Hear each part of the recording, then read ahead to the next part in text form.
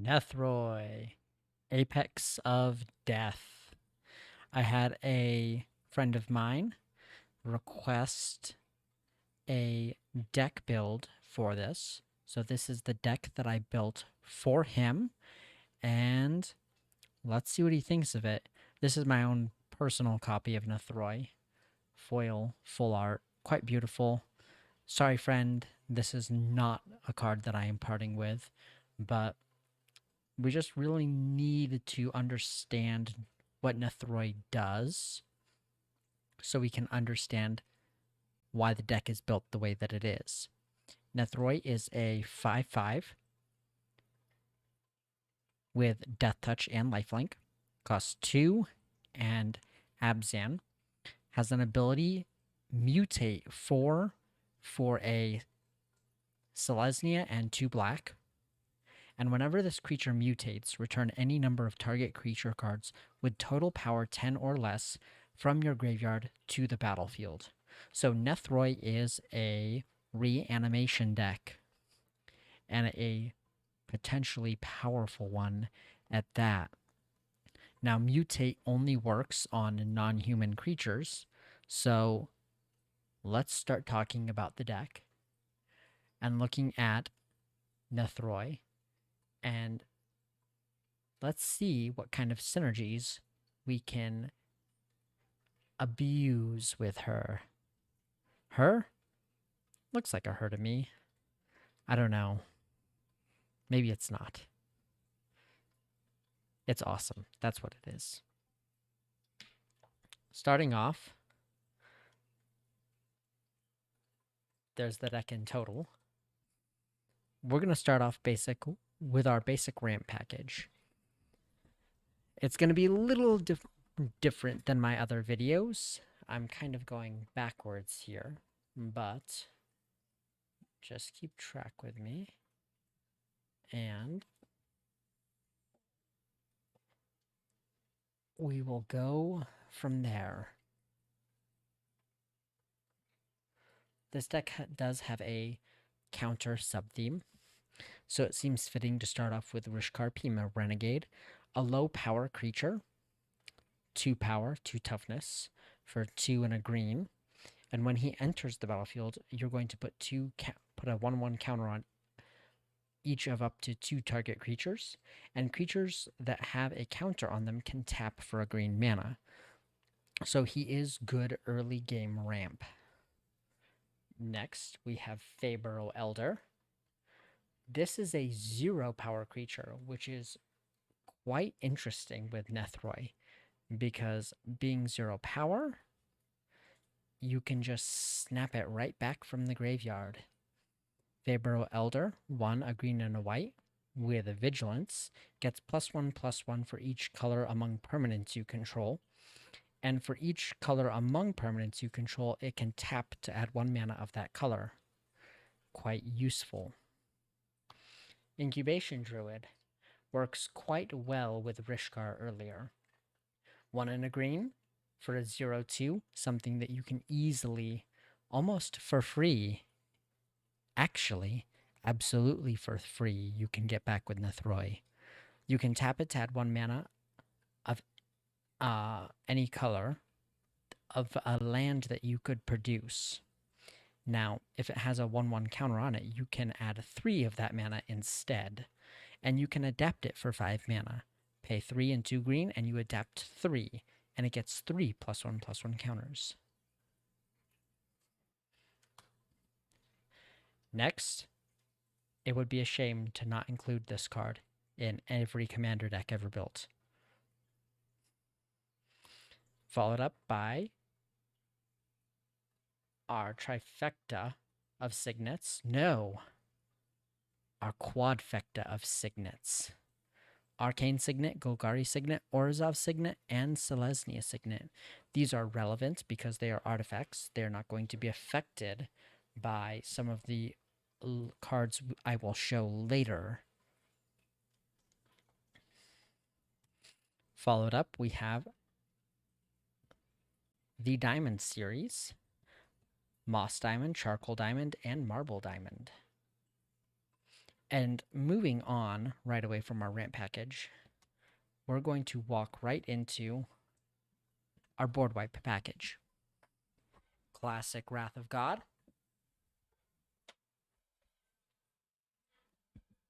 Now, Nethroi is quite unique with Wraths, because so long as you have one creature left that you can mutate onto, you can easily get back all of the creatures that you Wrath away. So this deck plays an above average number of Wraths. We start with Wrath of God. 2 and a white, 2 and 2 white. Quite classic. Kaya's Wrath. 2 white, 2 black. Destroy all creatures. You gain life equal to the number of creatures you controlled that were destroyed this way. This is quite a boon, especially considering we're going to have a critical mass of creatures. Next, we have Tragic Arrogance. Let's see if we can read that here. For each player, you choose from among them. Let me see if I can just read the words. For each player, you choose from among the permanents that player controls an artifact, a creature, an enchantment, and a planeswalker. Then each player sacrifices all other non-land permanents he or she controls. So you get to pick your opponent's worst things, and then you get to select your best things. And everything else you lose, you get to bring back with Nethroi. Single combat is, in a way, quite similar, but it does take some building up to, because you cannot cast single combat and then cast Nethroi. The restriction on casting creature or planeswalker spells lasts until the end of your next turn. So board wipe and prepare. Kurtar's Wrath. 4 and 2 white. Destroy all creatures. They can't be regenerated.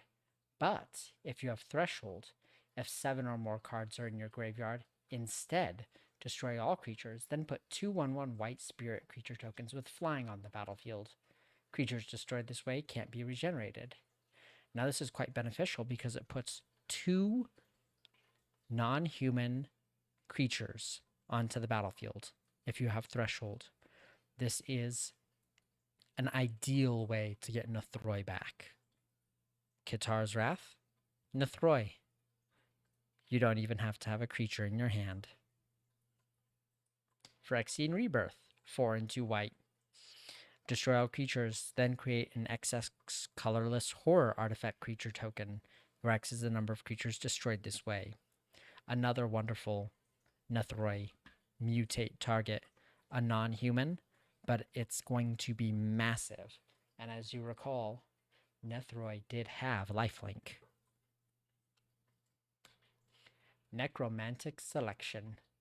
Destroy all creatures, then return a creature card from a graveyard put into a graveyard this way to the battlefield under your control. It's a zombie in addition to its other colors and types. Yes, you exile Necromantic Selection, but it wipes the board, gets you back the best creature, and then later you can Nethroi, so long as what you grabbed wasn't a human. And Dune Blast. Choose up to 1 creature, destroy the rest. Pretty awesome. Keep the best thing on the field, Nethroi everything back later.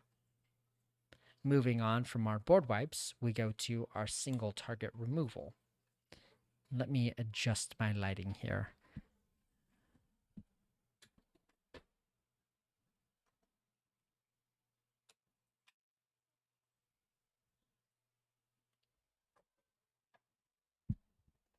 I do hope that's better. Single target, recurable removal. Aesthetic Slime, 2 power. Has Death Touch, so it will kill something in combat. And when it enters the battlefield, you get to destroy an artifact, an enchantment, or a land. Night of Autumn. A bit more multi-purpose than the slime. It still nukes an artifact or enchantment, but it does give you the options to gain life or to have a 4/3 instead. Reclamation Sage. Night of Autumn's much weaker cousin. Although it is an elf. Again, 2 power. High Priest of Penance. Imagine if this wasn't a human and you could mutate Nethroi onto it. Whenever a High Priest of Penance is dealt damage, you may destroy target non-land permanent. What a wonderful, wonderful card. If you could only find a way to give this indestructible and just keep dealing a damage to it, you could essentially destroy everything on the field. We don't do that in this deck, but I'm sure if you put your mind to it, you could find a way. Mortify. Destroy target creature or enchantment.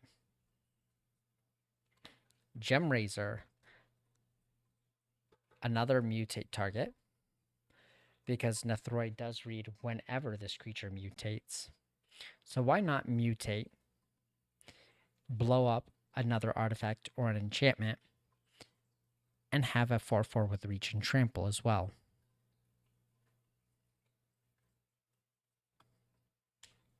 Man, being left-handed makes this a little hard. Mana Gorger Hydra. We're moving on here from our single target removal to our +1/+1 counters suite. Mana Gorger Hydra, most notably, is a 1 power, 1 toughness creature. Easy to get back with Nethroi. But if you stick it on the battlefield early, it's going to be a dangerous threat.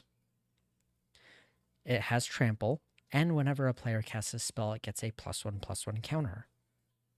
Quite beneficial indeed. Even if they do kill it, if you bring it back with Nethroi, they're simply going to be making it bigger while they try to rebuild their board states. Champion of Lamholt.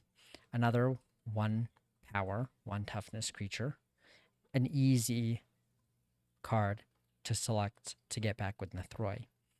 Creatures with power less than his power can't block creatures you control, and whenever another creature enters the battlefield under your control, he gets a 1/1 counter. Now, if Nethroi is bringing back 5, 6, 7, 8, or 9 creatures, when you mutate, Champion of Lamholt, if he's one of them, it's going to be absolutely terrifying. Mirror Entity.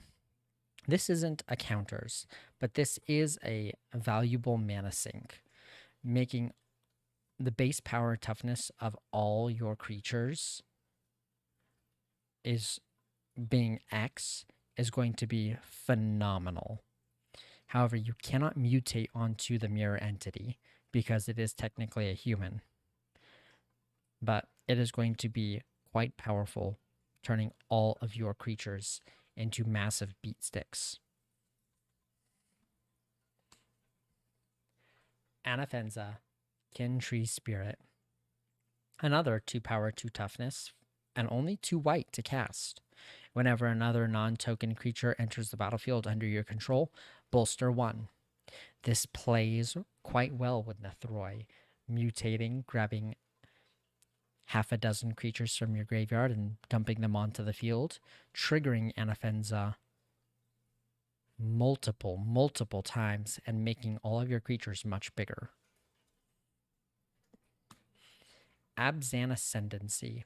Not something you can get back with Nethroi, but a good creature, but a good card to have on the battlefield to buff all of your creatures when it does enter, or when you wipe the board to give you creatures that you can mutate onto. Probably the best one of the bunch is Cathar's Crusade. Just think Anafenza, but better. So much better. 3 and 2 white, and whenever a creature enters the battlefield under your control, put a +1/+1 counter on each creature you control. Phenomenal. Moving on from counters into our mutate targets, and effective mutate targets at that. Zetalpa Primal Dawn, 4 power, an easy investment for reanimation. And because it's a non-human, imagine giving your Nethroi Flying, Double Strike, Vigilance, Trample, and Indestructible on top of Death Touch and Lifelink that it already has. Probably the best target for Nethroi in the deck for Mutate. Now this is merely a powerful reanimation target. Hornet Queen, 4 and 3 green, 2 power, 2 toughness, flying and death touch. But when it enters, it's going to make 4 bodies. 4 flying death touching bodies. Azoni Thousand-Eyed, because we will be dumping a bunch of creatures into our graveyard. When she enters the battlefield, she's going to make a 1/1 black and green insect for each creature in our graveyard. And she is a sacrifice outlet. A black and a green, we can sacrifice another creature to gain a life and draw a card. She will help keep our hands full and our graveyards full as well. And only 2 power. Amazing. Captain of the Watch, one of the less juicy reanimation targets. 4 and 2 white for a 3/3 with vigilance that buffs other soldiers you control with 1/1 and vigilance. But when he enters, you're going to make 3 1/1 soldier creature tokens. So for this, you're going to spend Nethroi, invest 3 into the power out of Nethroi's ultimate 10. And you're going to get 3 power from the captain, 3 power from the tokens, and then another 3 from the captain's static ability. Not bad. Lena, Selfless Champion, is a very interesting inclusion. 4 and 2 white for a 3/3. When she enters the battlefield, you make a 1/1 white soldier token for each non-token creature you control. Beneficial, and works with our Captain of the Watch, who buffs soldiers. However, we can sacrifice Lena to give creatures we control with power less than her power indestructible. Remember, most of our deck is a low power deck.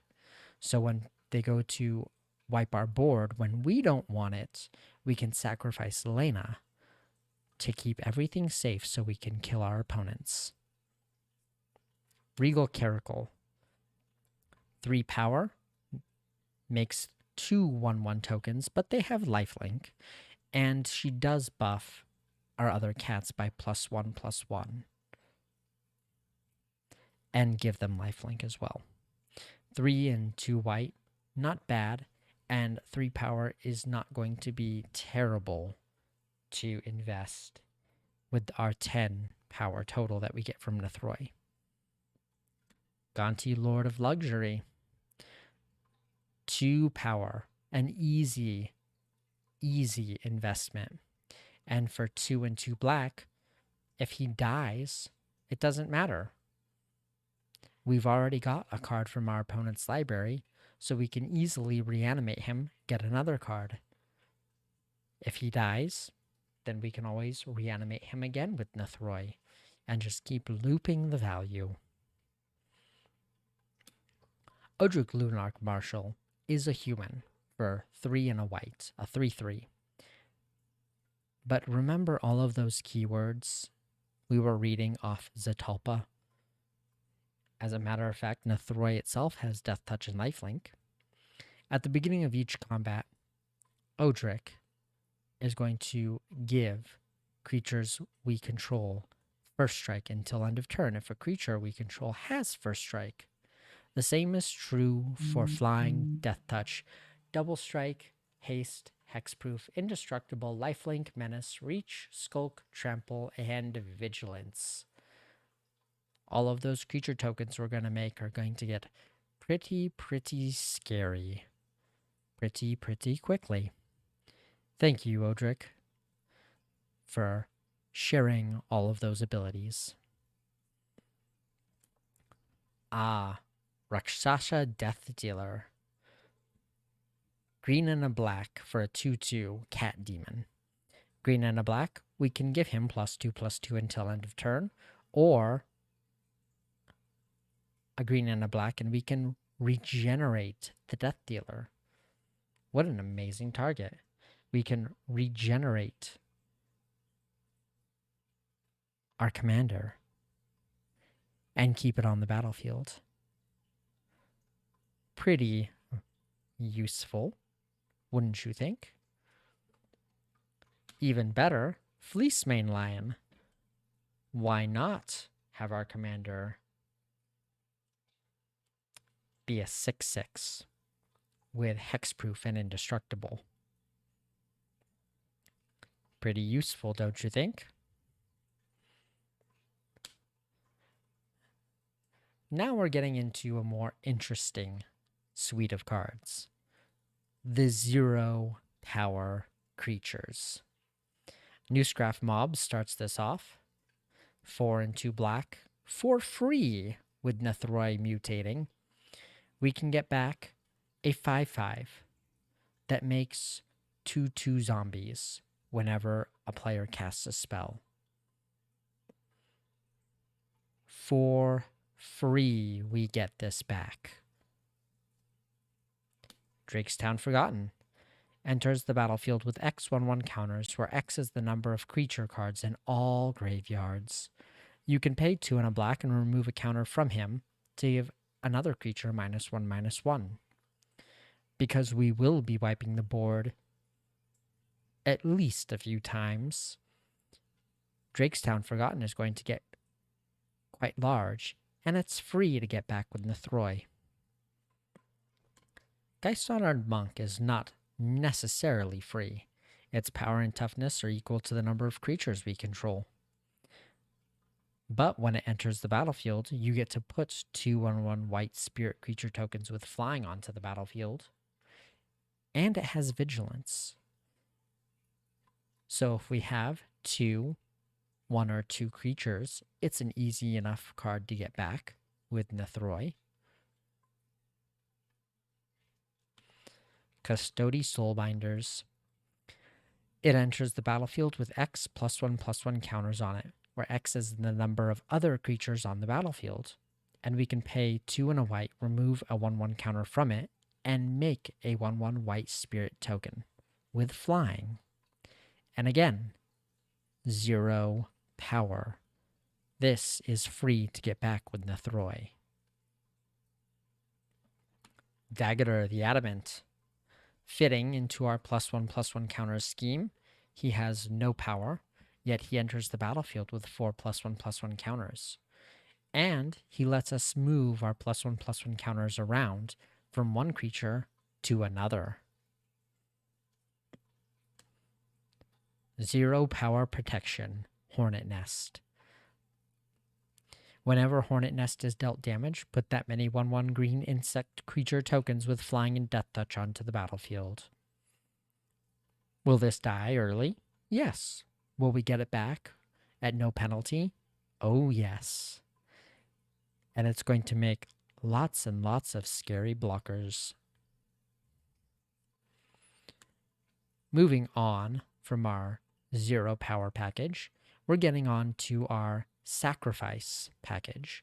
We do want to be able to put our creatures into the graveyard after all, so that we can get them back and get all the utility out of them later.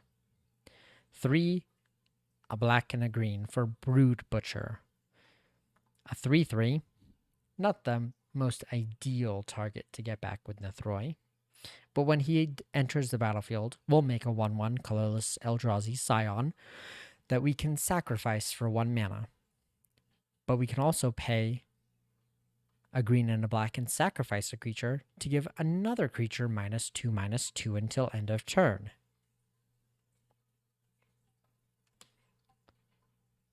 Zolaport Cutthroat and Blood Artist. I would be a fool not to play these in a deck where many things are dying. Blood Artist is a 1/1, or Zolaport Cutthroat is a 1/1, Blood Artist is a 0/1. But they both read quite similarly. Blood Artist reads, whenever he or another creature dies, target player loses a life and you gain a life. The Cutthroat reads, whenever another creature you control dies, each opponent loses a life and you gain a life. Powerful stacking abilities in a deck that is consistently wiping the board. These are quite cheap to get back with Nethroi, with Zolaport only costing 1 power and Blood Artist being completely free.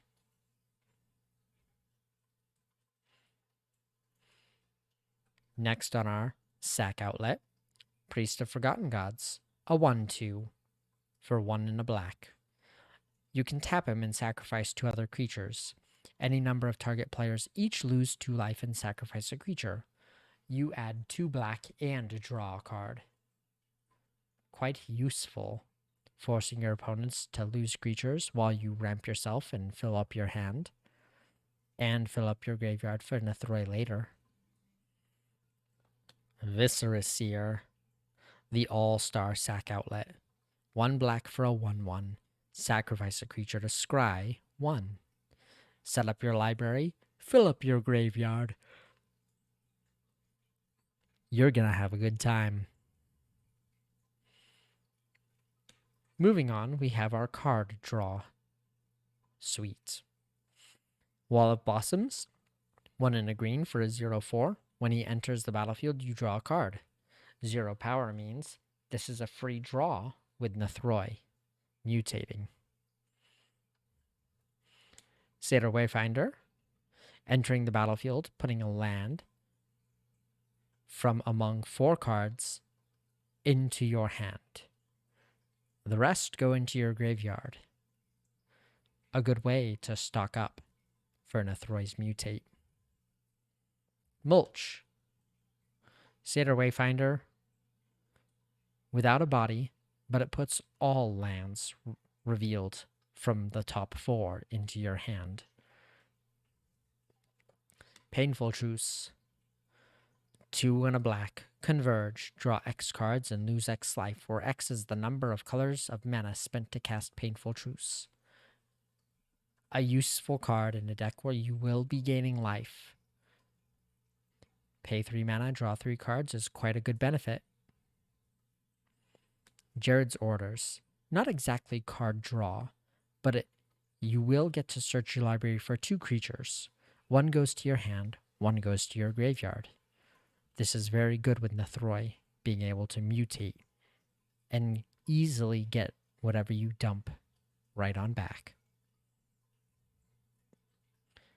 Discard. How do you get those large creatures out of your hand early game? Necromancer's Stockpile, 1 and 1 black. And you can pay 1 and a black and discard a creature card to draw a card. Now, if the discarded card was a zombie, you get to make a zombie. That's not necessarily a big deal, but being able to pay 2 and loot your creatures away is pretty useful. It's card selection. Noose Constrictor, a 2/2 with reach. You can just discard a card to give him +1/+1. Cheap and quick. Quite like Lotleth Troll, who also happens to be a great mutate target. A green and a black for a 2/1 with Trample. You can discard a creature card to put a +1/+1 counter on him, and you can pay 1 black to regenerate him. Powerful with Nethroi indeed. Now for our graveyard filling strategy. Golgari Grave Troll. He enters the battlefield with a 1/1 counter on him for each creature card in our graveyard. If you notice, he does have 0 power, so he is a free target to get back with Nethroi. You can pay 1 and remove a counter from him to regenerate him, but most key is Dredge 6. So if he is in your graveyard, and you would draw a card, instead, you can mill 6 cards from the top of your library and put the Golgari Grave Troll back into your hand. Now, with our ways to discard creatures, you see where this is going. Next is Stinkweed Imp, a 1/2 for 3 mana, 2 and 2 black.